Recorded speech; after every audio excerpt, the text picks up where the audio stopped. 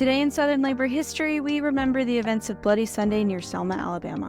In 1964, Congress passed the Civil Rights Act, putting an end to public segregation laws. As important as this legislation is, it didn't stop the rampant anti-black racism embedded in the fabric of the South. Organizations like SNCC and the SCLC launched campaigns in Selma and Montgomery, Alabama to turn out the black folks to vote. During this campaign for voting rights in Selma, Jimmie Lee Jackson, an unarmed civil rights activist, was gunned down by Alabama state troopers. Jackson's death would be the catalyst for the famous march across the Edmund Pettus Bridge led by later Rep. John Lewis. On March 7, 1965, around 600 activists marched south out of Selma. When they reached the Edmund Pettus Bridge, they found state troopers on the other side. The troopers beat the marchers with nightsticks and filled the bridge with tear gas to disperse the marchers. Images of the brutality played on TV screens across the country and led to widespread support for the voting rights campaign in Selma. In the following days, Selma activists ratcheted up with the pressure, going as far as occupying the east wing of the White House until they were arrested. Days later, on March 15th, President Lyndon Johnson convened a joint session of Congress and demanded they pass the Voting Rights Act,